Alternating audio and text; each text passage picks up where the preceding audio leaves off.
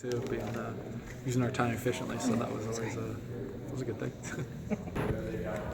You didn't get invited to the combine. Did that give you extra motivation to perform well today? Yes and no. I mean, it's, like I said before, it's just something that unfortunately happens. Kind of used to it, but not happy about it. Yeah, I mean, pro day's a big day. You get to come out and throw, and at the combine you only get, I think, 16 or 17 actual throws that they're actually looking at you and not servicing other positions. So this is an opportunity to actually go out there and throw the ball around. How many throws did you get today? 59. 59? Yeah. Okay. We had to adjust stuff just based off personnel and stuff like that. This is the easiest one ever. This is sweet. Are you going to be the starter next year? You should ask the. I just feel like we've always asked you if you're going to be the starter. Yes, you guys are, man. I don't know, talk to some GMs, some offense coordinators, head coaches. Maybe they'll let you know. I have to go somewhere first. You can't just start throwing that out there.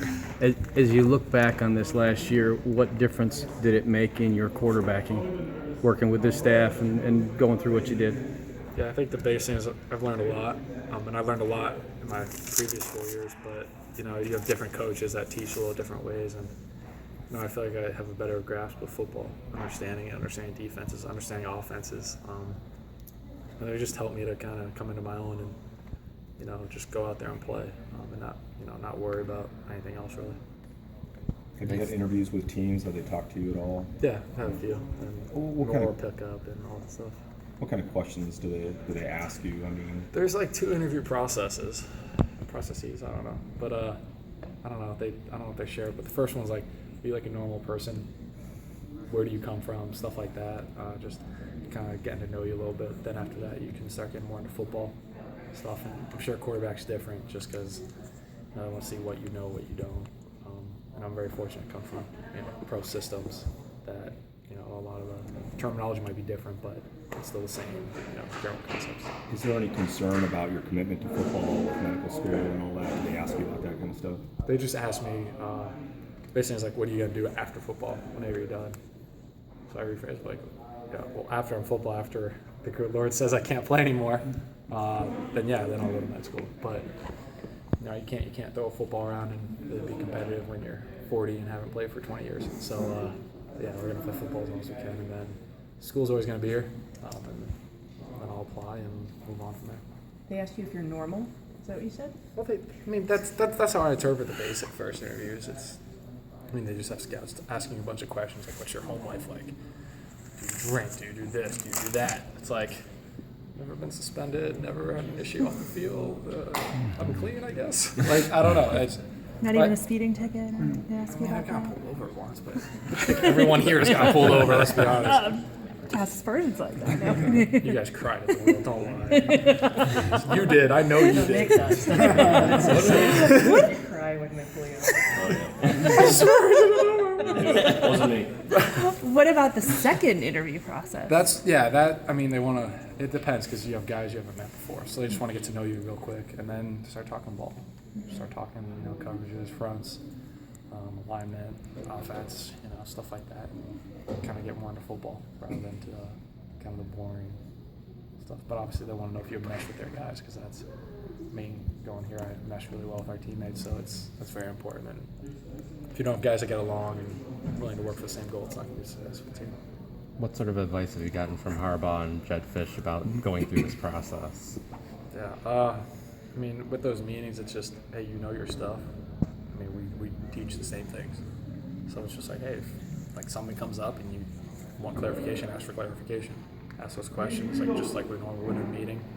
And just treat them like that. Treat them like it's one of our meetings. And if there's something you don't know, it's like, yeah, we didn't use that terminology, we didn't know that. Or just because, I've been fortunate, I've had some really great coaches in my career, starting from high school all the way to now. And there's a lot I've learned, so it's very helpful when they start asking me questions and different verbiage, and I can usually understand what they're talking about. Jake, I think you said the other day that you thought scouts were going to be interested in what maybe you can't do to see if we know what this guy can do, but what maybe you can't do. What were they looking for, or did you get a sense of what they were looking for, or what you needed to prove? That's more from kind of advice I've gotten from other people, and that's just the difference between going from high school to college and college to NFL, because if you're in the pot, let's say, then everybody can play.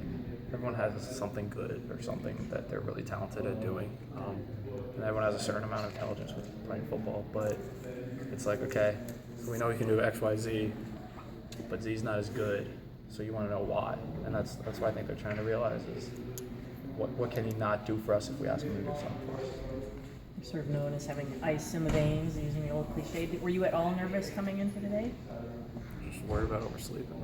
I mean, they had changed when we were supposed to arrive like 5 times. So I was just like, but no, I mean, I wasn't really worried. It was just like, other guys were like, hey, you're going to do good. I'm like, yeah, we're good. We're just going to go play ball. This was the fun part, the ability of being able to go out there and just throw around with the guys and do some work. I mean, I've been working with 2 of our GAs, Drew Trell and Joe Hastings, and a student assistant, Bo Deaver. They were some of my receivers, so they did a great job for me. We had been working for a couple of weeks leading up to it, so it's just great. It's like a game. All that hard work you put in, you're just really happy to kind of get to the culmination and go play. Have you done anything med school related at all, or has it been all football since the Citrus Bowl? There's been football Has it been all and masters and football and masters. That's basically all I do. If I'm not here, I'm studying at home. What is your master's in? Kinesiology. Moving side. Any opinion on the quarterback competition that's going on right now here? Any opinion? Yeah. Man. Dan wants to know who's going to start. Dan, I think you're gonna start. You got any eligibility left? Okay. I think I have 4 years of eligibility left. Sign them up. No, I mean, because we'll work out around the same time that they practice. And, we were preparing for this, and I just see part of the practice. And, I've seen guys, I've seen every single quarterback do something good, and I've seen every single quarterback do something bad. Obviously that's a better question for the coaches, but I don't know. I mean, I don't know who's going out there and, I guess, leading, but the good thing is guys can compete, and usually competition can breed better athletes, better players.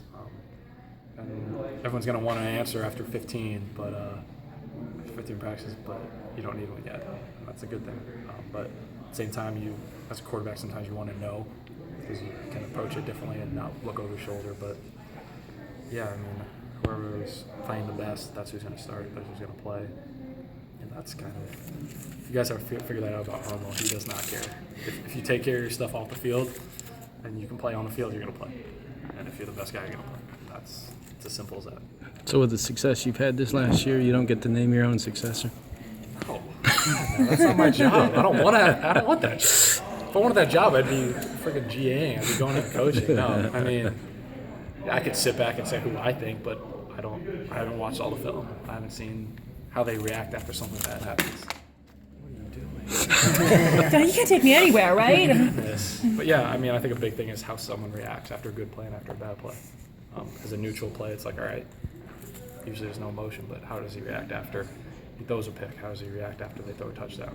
I think that's a big telling sign of kind of how the quarterback is. Everybody says McCorn learned a lot from living with you. What do you think he picked up? Do you think he changed a little bit? I hope he learned. I mean, that's a good thing. You want the older guys teaching the younger guys. I don't know, maybe just kind of my demeanor and how I went about things. But, me and John are very different guys. I think that's a big thing that he'll be the first to point that out. That's just how he is because he's, like my little brother. So don't tell him I said that. He'll be pissed. But, no, I mean, yeah, we're very different people. But, hopefully I can share a little wisdom or knowledge. And even if it's one little tidbit, that's better than nothing. So. And are you staying here and working out, or? I've got class. Are you not Oh, listening? right. Come on. Right. You're so You're usually smart. on point. You're usually like. Yeah, right. I know. Oh yeah, I got class. I think was the finals like the 20th or something, like that week leading into it. I got my sister's wedding, and then I fly back and I take another day of class, and then it's the finals. So that's fun. Is it a 1-year program, or you get more? It's 30 credit hours. I'll need 9 more hours. Okay. So Slack. for medical school, I am.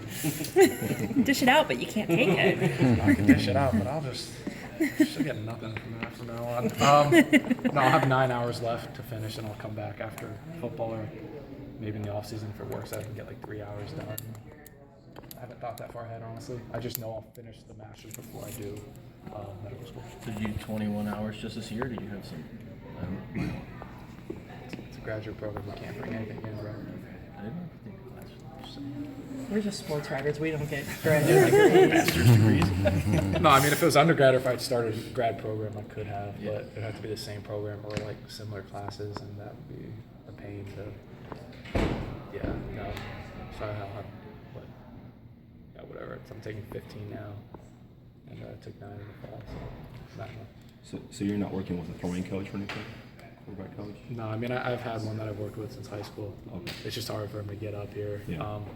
Yeah, I've just been throwing and working on stuff, and we had like the coaches clinic, so we've had like some really good coaches come through, and Mike Martz worked with me a little bit, just for like 20 minutes, but I mean, a lot of it's like talking ball and that kind of stuff, little refinements here and there.